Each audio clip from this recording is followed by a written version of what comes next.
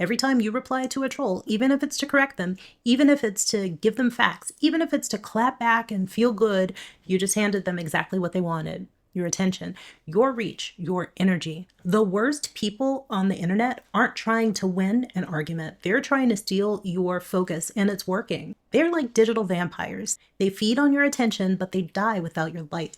So stop shining your light on them. Keep them in the dark. I used to live for a good clapback. My tongue is sharp, but the energy I'd use to come up with a burn that would scorch was way too much. It started to wear on me. It cost you too. Anxiety, frustration, annoyance, exasperation. It costs you time that you could be doing something that you'd actually enjoy. It's increasing your cortisol levels, and that stress hormone is doing something dirty to your stomach. Oh, that's actually my stomach. The average person spends about 2.5 hours on social media every day. Imagine redirecting just half of that time. You could learn a language. Well, maybe that's what I should do. You could get your driver's license. That's me too. Or you could watch a TV show. I already do that.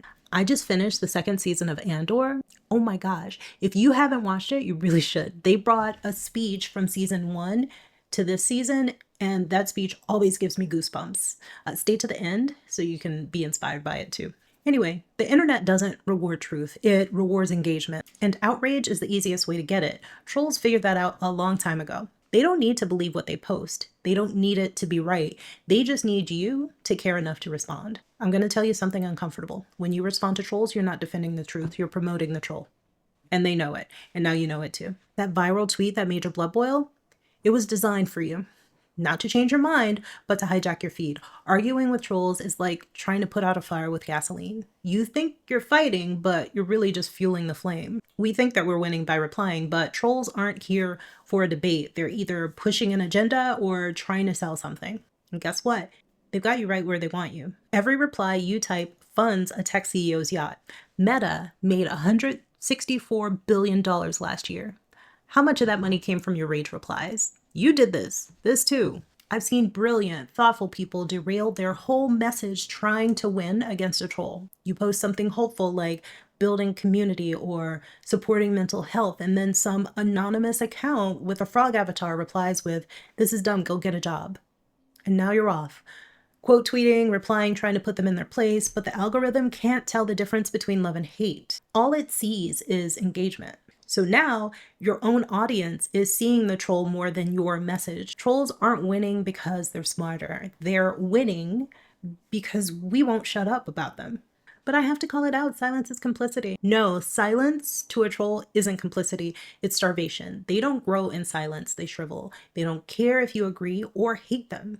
They only care that you amplify them. If I don't push back, people will believe them. This assumes that people are actually reading trolls for information and believing them. They're not. They're rubbernecking a car crash.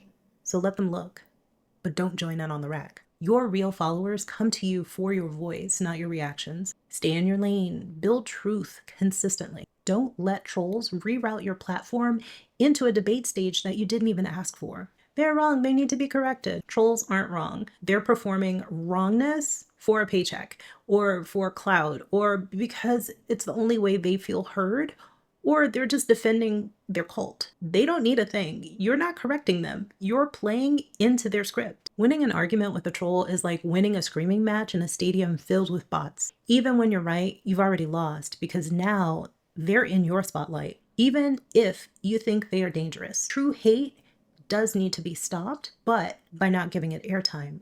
Report it, flag it, and then starve it. Don't amplify it in your feed and camouflage it as outrage. Ignoring trolls doesn't mean ignoring injustice. It means refusing to let bad faith actors hijack your energy. Keep on working, keep building. Just stop doing it in reaction to them. Here's something wild. Some trolls are paid, but you knew that already. There are entire operations, political and corporate, whose job it is to inflame you. Their job is to spark division, manufacture outrage, and dominate timelines.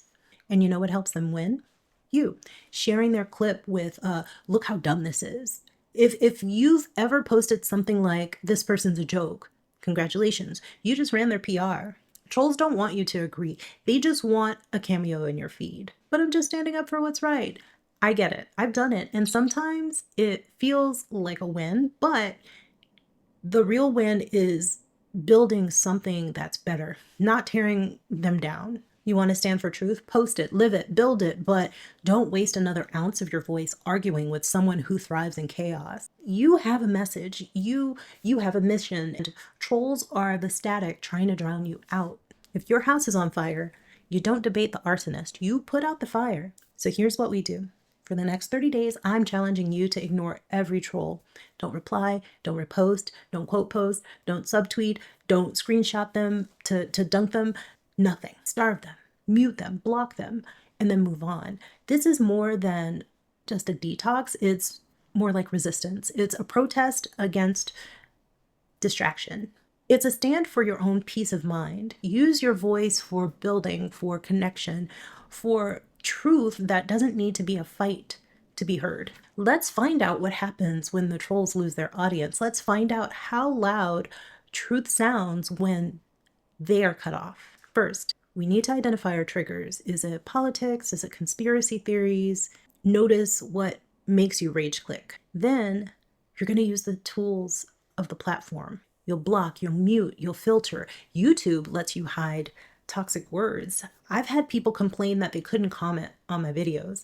They complained in a comment, and that means that they were using words that I deemed offensive. TikTok has a button for not interested. Use it like a shield. Next, track your time. See how much time you're saving. Every hour that you save, it's like $100 in your mental bank. Finally, I want you to redirect your attention. Replace that time you are spending with trolls with things that you enjoy.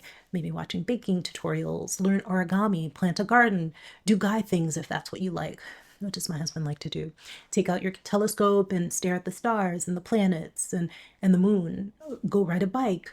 Go around the house and fix things. Whatever. And then at the end of the 30 days, you should have more time. You should definitely have more peace.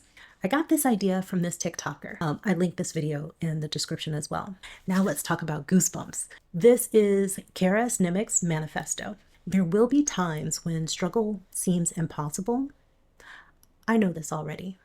Alone, unsure, dwarfed by the scale of the enemy. Remember this, freedom is a pure idea. It occurs spontaneously and without instruction. Random acts of insurrection are occurring constantly throughout the galaxy. There are whole armies, battalions that have no idea that they've already enlisted in the cause. Remember that the frontier of the rebellion is everywhere, and even the smallest act of insurrection pushes our lines forward. And then remember this. The imperial need for control is so desperate because it is so unnatural. Tyranny requires constant effort. It breaks, it leaks. Authority is brittle. Oppression is the mask of fear. Remember that, and know this. The day will come when all these skirmishes and battles, these moments of defiance will have flooded the banks of the empire's authority. And then there will be one too many. One single thing will break the siege. Remember this. Try. If this didn't move you, I don't know what will. If it resonated with you, share it. I linked it in the video description as well. Let's stop giving the worst people the most airtime. Your attention is your greatest asset. Spend it where it matters. Thank you for chatting with me. I will see you in the comments. Oh, and watch this. I think you'll like it. Okay, I'll see you soon. Bye.